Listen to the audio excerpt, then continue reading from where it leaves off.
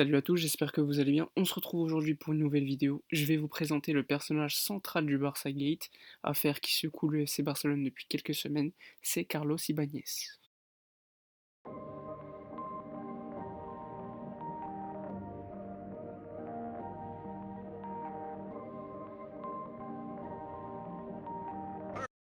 Il y a quelques semaines, la Cadena Ser avait dévoilé en exclusivité que le Barça payait des sociétés pour abîmer l'image de certains personnages publics liés au FC Barcelone, que ce soit Messi, Piqué en passant par Guardiola, Laporta ou encore Victor Font, candidat aux élections de 2021. Donc gros scandale puisque cela signifie que la direction utilisait de l'argent du club pour abîmer l'image de certaines personnalités dans l'intérêt de la direction actuelle. Donc la Cadena Ser avait dévoilé de nombreux exemples de comptes sur les réseaux sociaux qui avaient été utilisés par ces sociétés à la demande du FC Barcelone. Ce qu'il faut savoir, c'est que lorsqu'une facture est à payer pour le Barça et lorsqu'elle dépasse 200 000 euros, il faut passer par une consultation au sein du club qui valide l'opération ou non. Or ici, le Barça payait des factures de 198 000 euros selon la Cadena Ser, donc pour éviter de passer par les mécanismes de contrôle du club. Donc on peut le dire, c'est assez scandaleux, mais c'est pas la seule chose de scandaleuse ici. Quand l'affaire est sortie, Bartomeu est allé devant la presse pour s'expliquer, il niait en bloc et expliquait qu'il n'était pas au courant de ce qui s'était passé, il expliquait que le Barça n'avait pas engagé des entreprises pour écorner l'image de certaines personnes sur les réseaux sociaux. Ensuite, il a expliqué qu'il n'était pas au courant que des contrats avaient été signés avec de telles entreprises.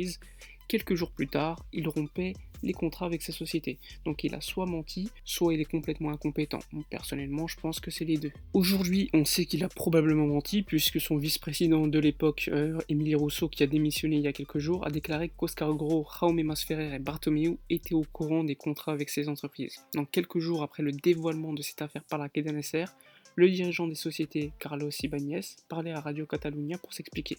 Il avait nié que l'entreprise i3 Ventures avait publié des contenus diffamants pour abîmer l'image des personnalités.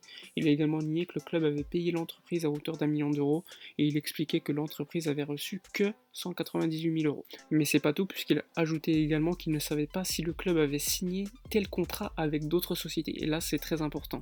Puisqu'il n'a pas menti en disant que i3 Ventures avait bien reçu 198 000 euros, sauf qu'il a menti en disant ne pas être au courant d'autres contrats avec d'autres sociétés, puisqu'aujourd'hui on le sait, 5 autres sociétés ont signé un contrat avec le Barça pour des prestations semblables. Donc 5 sociétés, toutes reliées bizarrement à ce fameux Carlos Ibáñez. Donc c'est assez drôle quand même, 6 sociétés sont concernées, toutes sont reliées à lui, mais il n'est pas au courant des agissements de ces sociétés. Donc les sociétés n'ont aucun prestige et n'auraient jamais dû être aussi grassement payées.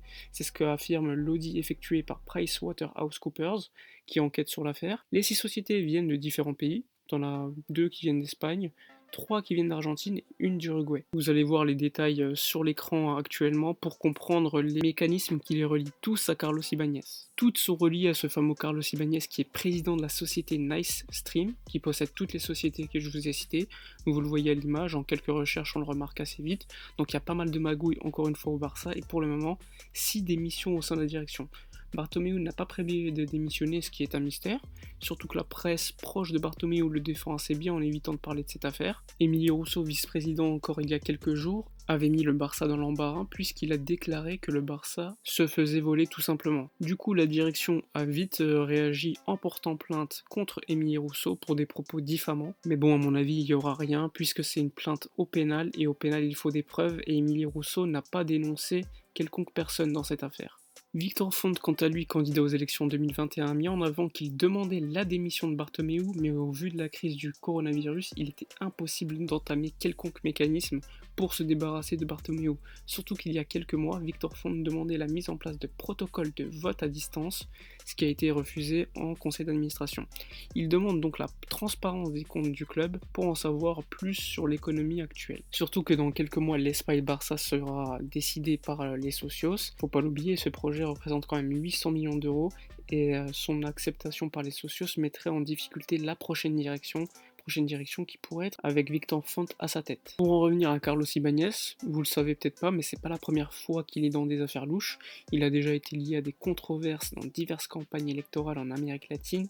En Équateur notamment, il aurait collecté plus de 6 millions de dollars auprès de services secrets du pays pour créer un centre de contrôle des médias sociaux qui envisageait de créer des faux profils pour critiquer les opposants aux dirigeants actuels en Amérique latine. Enfin bref, il y a tellement à dire sur cette affaire et tout ce qui concerne Ibáñez. Ce qu'on sait aujourd'hui, c'est que le club a rompu un seul des 6 contrats conclus avec les sociétés, toutes liées à Carlos Ibáñez, qui représentent aux alentours d'1 million d'euros, alors que normalement ces services valent aux alentours de 200 000 euros sur le marché. Bon, c'est pas une information utile puisque normalement c'est interdit d'utiliser l'argent du club pour des intérêts personnels comme il a été effectué ici pour critiquer Victor Font ou encore Xavi Hernandez. Et on peut le dire, c'est une vraie méthode semblable à une dictature, à tous les plus grands régimes dictatoriaux du monde.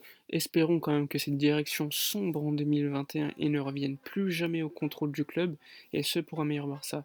Surtout qu'on a appris qu'en février, lors d'une réunion entre la direction, il y avait eu un vote qui avait été effectué pour décider d'avancer les élections à l'été 2020. Sur 18 votes, il y en avait 10 qui étaient pour avancer les élections 2020 et 8 contre. Du coup, Bartomeu, en dictateur, a refusé d'avancer les élections et a décidé de virer tous ceux qui étaient contre la continuité de sa direction jusqu'en 2021. C'est donc pour cela qu'il y a eu autant de démissionnaires en début de semaine. Mais bon, la direction a été reconstruite cette semaine, puisque certains qui n'étaient que membres de la direction sont devenus vice-présidents économiques ou encore vice-présidents des relations institutionnelles. Bizarrement, en 2003, ils avaient tous accompagné Sandro Rosell dans le camp de Joan Laporta et l'avaient quitté en 2005. 2005 étant la date où Sandro Rosell a décidé de s'émanciper de Joan Laporta. Donc on peut le dire, la direction actuelle est quand même assez proche de Sandro Rosell, ce qui est quand même assez inquiétant. Enfin bon, c'est la fin de la vidéo. J'ai hâte de voir les aboutissements de cette affaire qui porte atteinte au FC Barcelone et à son image,